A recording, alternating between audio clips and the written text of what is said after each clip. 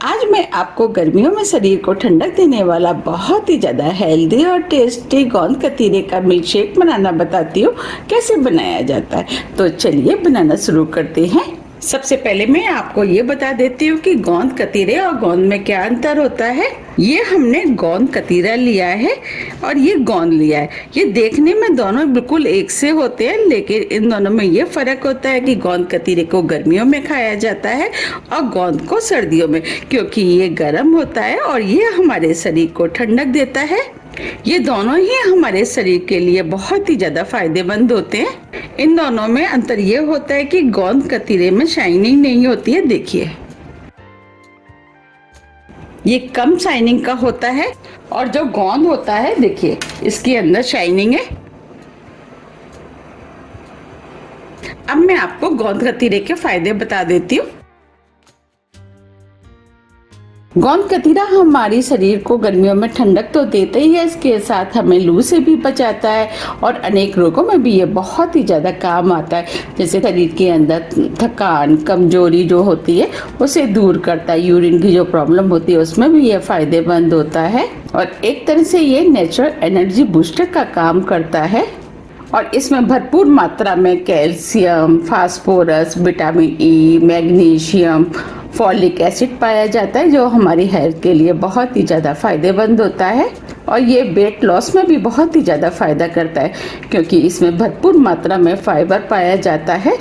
और ये बालों के लिए और आँखों के लिए तो ये बहुत ही ज़्यादा फायदेमंद होता है। जैसे कि आपने देखा होगा गर्मियों में आँखों में जलन होती है, अगर हम गोंद कतीरे को पानी में फुला करके आँख के ऊपर रखेंगे तो आँख में ये बहुत ही ज़्यादा ठंडक देता है और स्किन के लिए तो ये बहुत ही ज़्यादा फायदेमंद होता है। इसीलिए हमें गर्मियों में गोंद कतीरे को किसी न किसी रूप में ज़रूर इस्तेमाल करना चाहिए। आज मैं आपको गोंद कतीरे का मिल्क शेक बनाना बताती हूँ।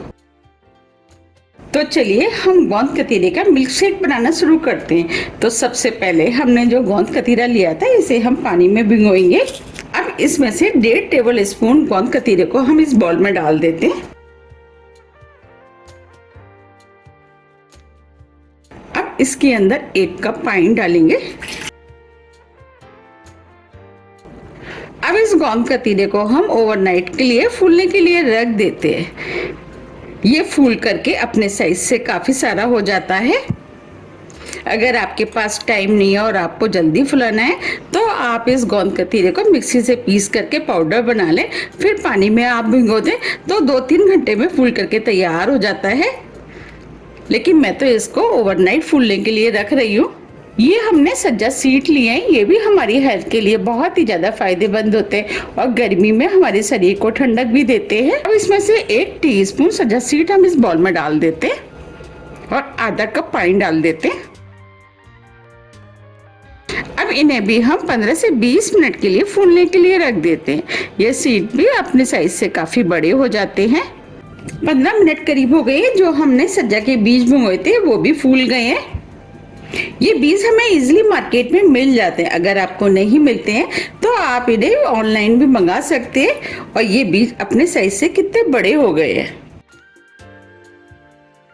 और ये हमने गोंद कतीरा भिगोया था, ये भी फूल गया है। देखिए देखिए एकदम जेली की तरह हो गया है। और इस गोंद कतीरे का कोई भी टेस्ट नहीं होता है, आप जिस भी चीज में डालेंगे ये उसी का टेस्ट ले लेगा। तो चलिए मिल्क शेक बनाना शुरू करते हैं। मैं आपको 4 तरीके का मिल्क शेक बनाना बताऊंगी। तो उसके लिए ये हमने 4 ग्लास लिए हैं। अब हम चारों ग्लासों में 1-1 टेबल स्पून सज्जा के बीज डाल देते हैं। इस शेक को बड़े, बच्चे, बुजुर्ग किसी को भी बना करके पिला सकते हैं। ये सभी के लिए फायदेमंद होता है। अब जो हमने गोंद कतीरा भिगोया था उसमें से हम 2-2 टेबल स्पून इन ग्लासों में डाल देते हैं। हम इसे ज्यादा नहीं डालेंगे, अगर हम ज्यादा डालेंगे तो मिल्क शेक गाढ़ा हो जाएगा।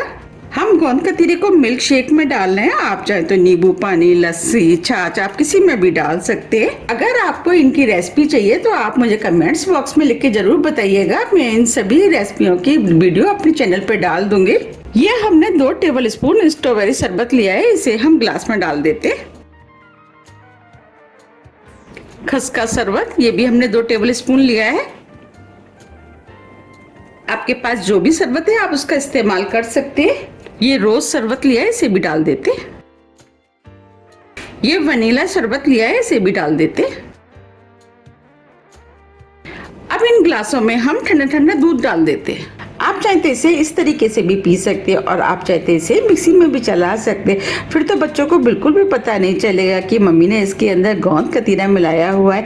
इस तरह बच्चे मिल्क शेक भी पी लेंगे और कतीरा भी खा लेंगे। और कतीरा तो आपको पता ही है कि हमारी हेल्थ के लिए कितने ज़्यादा फायदेमंद होता है। और ये मिल्क शेक भी पीने में बहुत ही ज़्यादा टेस्टी लगता है, जो कि आपकी फैमिली में सभी को बहुत ज़्यादा पसंद आएगा। वैसे तो मैंने एकदम चिल्ड दूध लिया है, लेकिन मुझे ये शरबत ज्यादा ठंडा पसंद है, इसीलिए मैं आइस का इस्तेमाल कर रही हूँ। अगर आपको नहीं पसंद है तो आप इसे बिना आइस के भी बना सकते हैं। अब मैं सभी चीजों को मिक्स कर देती हूँ।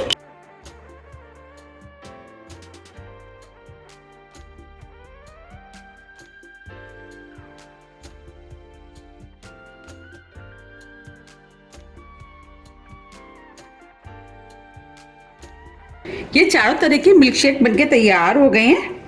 देखिए कितने बढ़िया हेल्दी और टेस्टी गोंद कतीरे के मिल्क शेक बनके तैयार हुए हैं।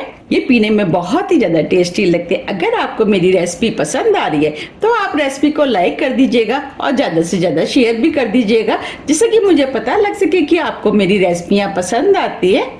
अब हम फिर मिलते हैं इसी तरह की टेस्टी रेसिपी के साथ। जब तक के लिए नमस्कार।